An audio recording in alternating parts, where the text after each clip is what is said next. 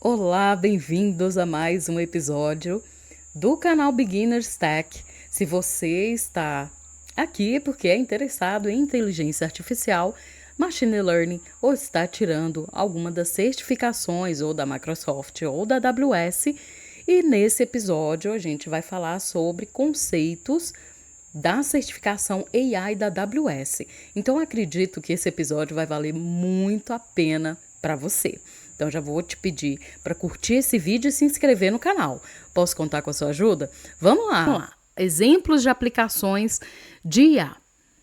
As aplicações de IA e de outros serviços da AWS automatizam os processos em vários setores. Algumas das aplicações incluem visão computacional, processamento de linguagem natural, processamento de documentos inteligente e detecção de fraudes. São aplicações usadas em vários setores, desde saúde até finanças e varejo. As aplicações de IA visam a melhorar as experiências de clientes, aumentar a produtividade dos funcionários e acelerar as operações de negócios. Vamos falar sobre visão computacional. A visão computacional é um campo da inteligência artificial que permite aos computadores interpretar e compreender imagens e vídeos digitais. É baseada em aprendizado profundo, e esse aprendizado profundo revolucionou a visão computacional ao disponibilizar técnicas avançadas para tarefas como classificação de imagens, detecção de objetos e segmentação de imagens. Perfeito? A visão computacional é usada pelos seguintes setores, entre outros, tá? Direção autônoma. Fabricantes de automóveis podem usar a inteligência da visão computacional para tornar os carros autônomos mais seguros e confiáveis. Valor comercial melhora a experiência do cliente. Na saúde ou exames médicos por imagem, tá?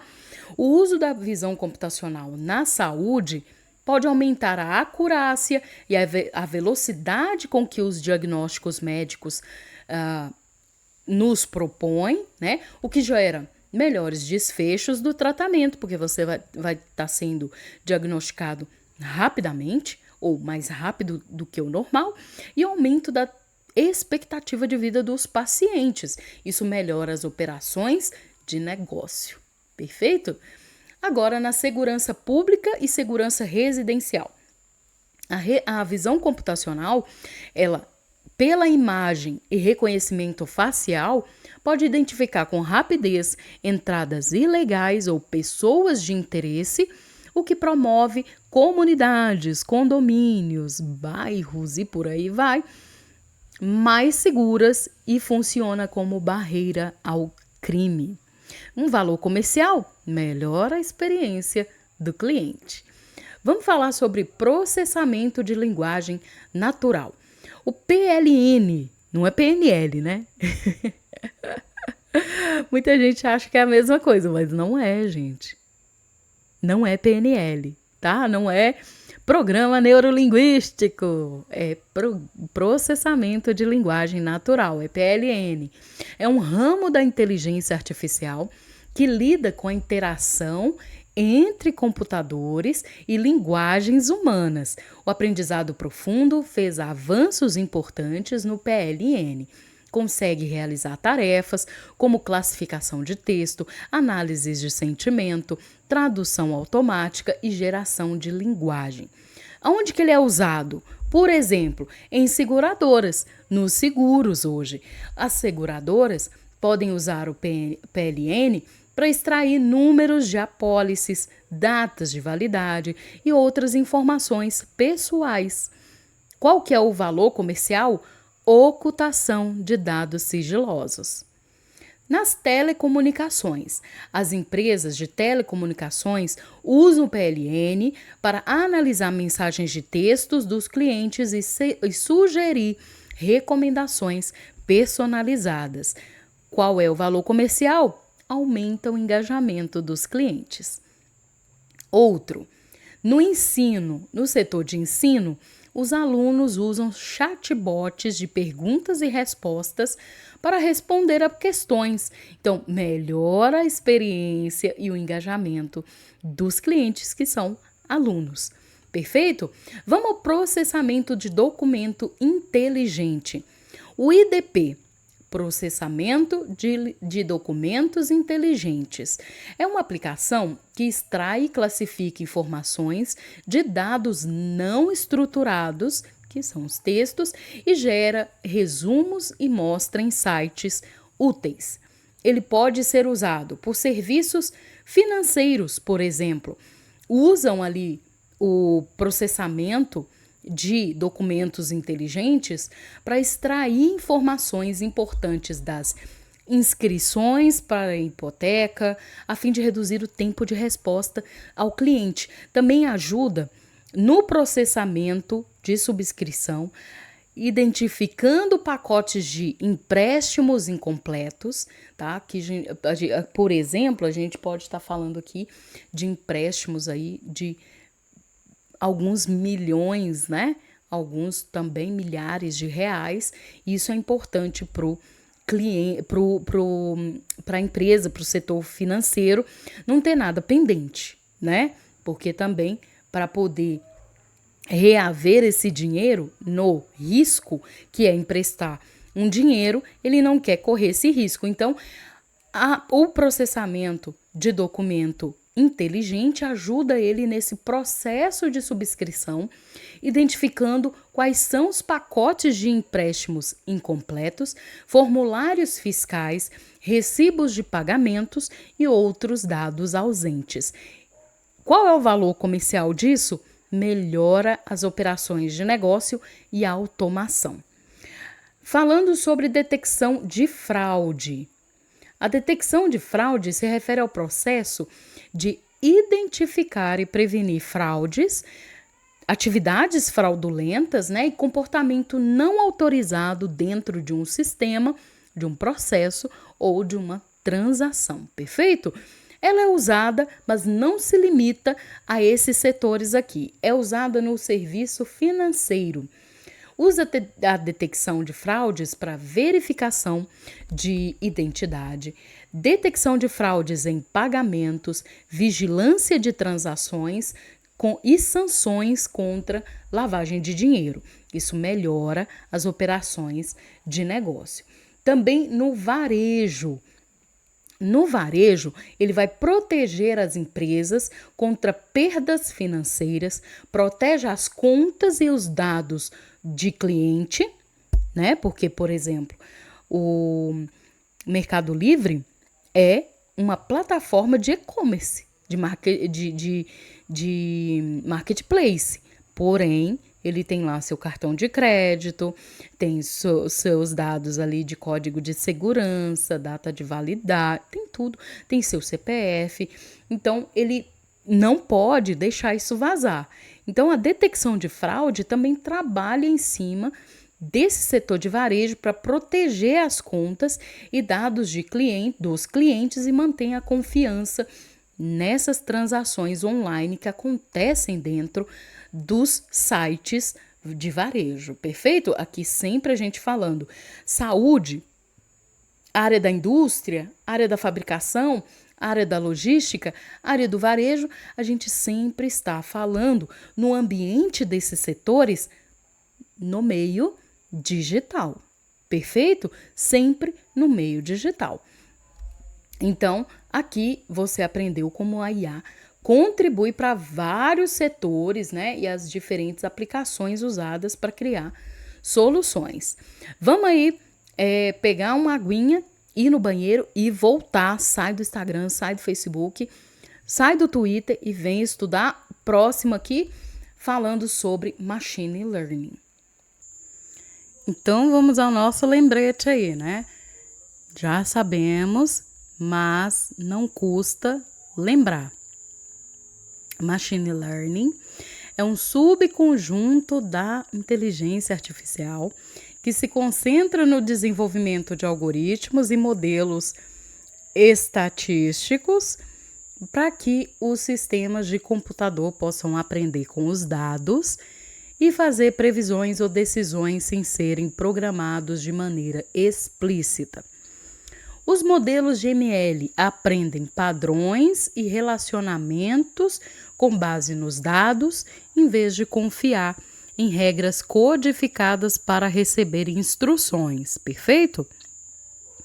São modelos treinados em grandes conjuntos de dados e a acurácia e o desempenho melhoram com o tempo à medida que mais dados são processados. Perfeito? Até aí tudo bem?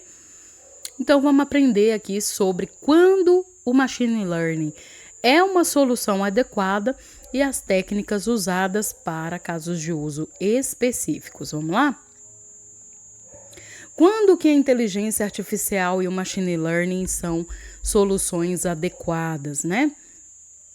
A gente precisa entender assim, para determinar se uma solução é adequada ou não, a gente precisa entender quando usar a inteligência artificial a fim de resolver um problema de negócio, tá? A inteligência artificial, ela é uma boa opção para codificar as regras, quando codificar as regras é um desafio, tá? Por quê? Porque muitas tarefas humanas não podem ser resolvidas de maneira adequada com o uso de soluções simples baseadas em regras, em automação, perfeito? Pense na filtragem de spam, né? Determinar se um e-mail é legítimo ou spam. É uma tarefa complexa, gente, que nem sempre pode ser realizada com maestria ali, por meio de um conjunto de regras pré-definidas, certo?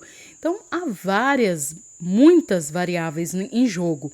Quando as regras dependem de muitos fatores, têm sobreposições ou precisam ser aprimoradas, fica difícil para seres humanos codificá-las com precisão. Perfeito? Então, aí sim, o ML pode ser usado para resolver esse tipo de problema com eficácia. Quando a escala do projeto é difícil. Vamos falar sobre isso aí. Na filtragem de spam, uma pessoa pode ver algumas centenas de e-mails e decidir ali se são spam ou não. Só que escalar essa tarefa para fazer a varredura de milhões de e-mails seria entediante e ineficiente, né? Então, as soluções de ML, nesse caso, quando a escalabilidade de um projeto fica difícil, aí o machine learning é adequado para problemas em grande escala, tá? Como esse exemplo aí da filtragem de spam. Abordagem alternativa para a inteligência artificial e ML. Tem situações em que abordagens alternativas são mais adequadas do que você aplicar inteligência artificial ou machine learning.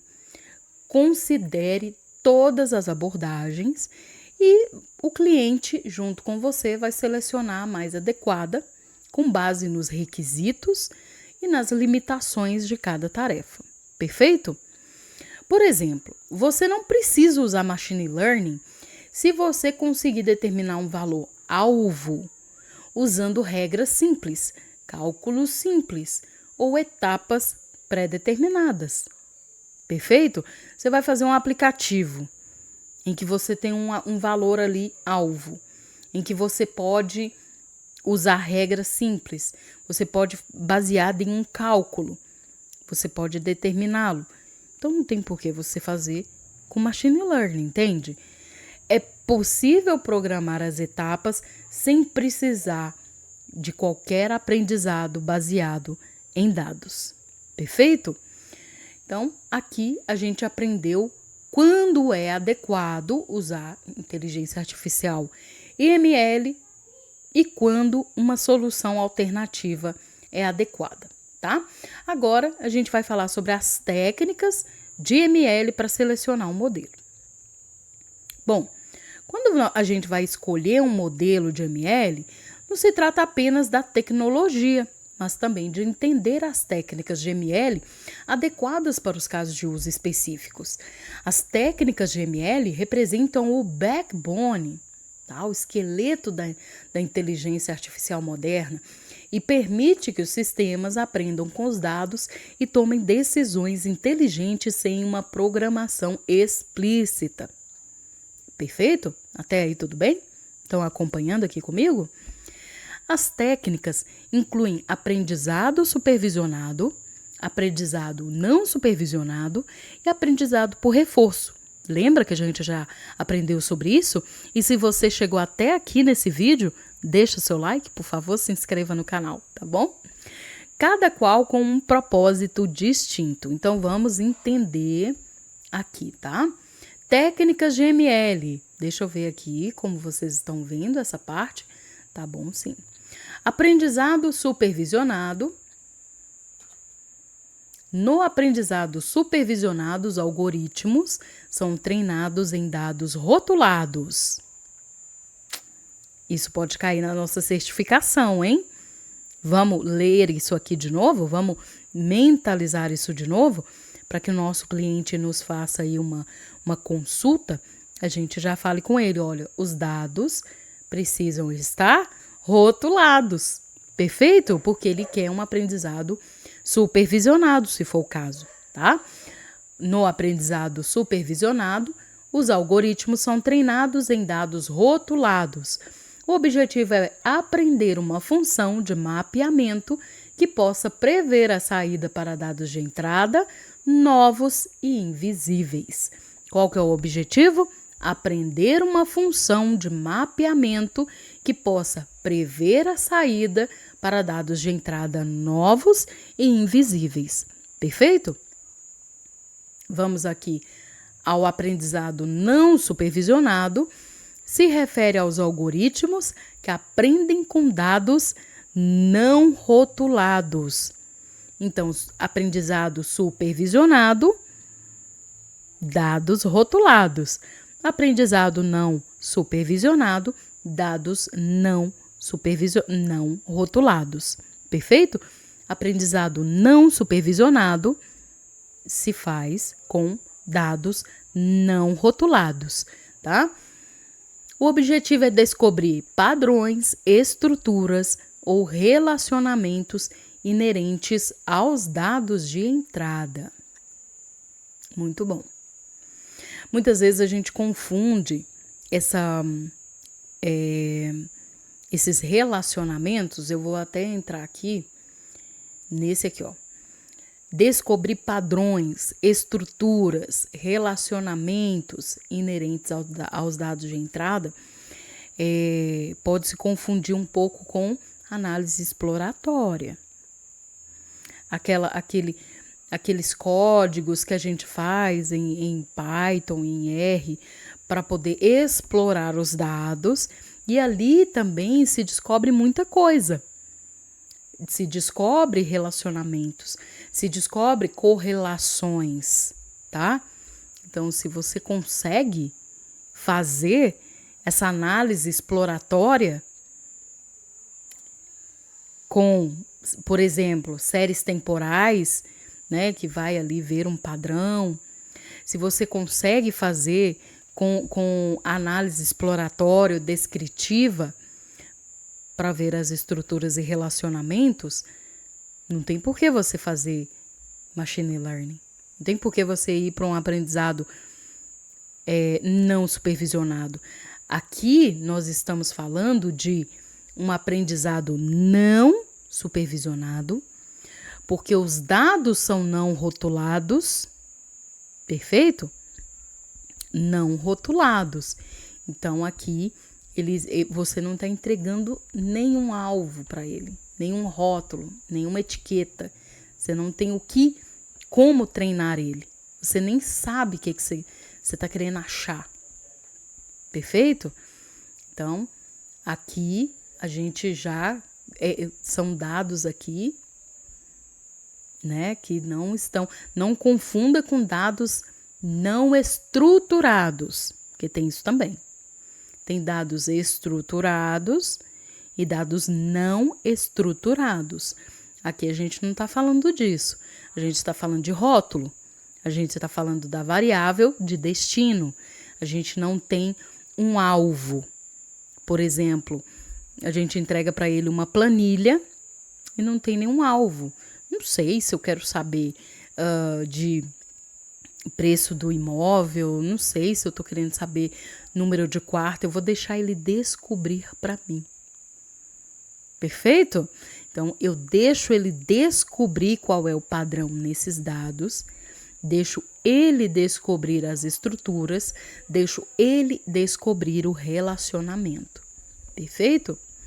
Agora, já o aprendizado por reforço é diferente também. A máquina recebe apenas uma pontuação de desempenho como orientação e é um aprendizado semi-supervisionado. Isso quer dizer que uma parte dos dados de treinamento é rotulada, tá? O feedback é apresentado na forma de recompensa ou penalidade. Recompensa ou penalidade. Ele não recebe só recompensa, tem a penalidade também pelas ações e a máquina vai aprendendo com esse feedback para poder melhorar a tomada de decisão com o passar do tempo. Perfeito? Se você gosta desse assunto de IA, de inteligência artificial, de machine learning, se você está se preparando para alguma certificação de inteligência artificial na nuvem, como Microsoft e AWS, você não pode perder o nosso próximo vídeo. Já temos um encontro marcado no próximo episódio. Até lá!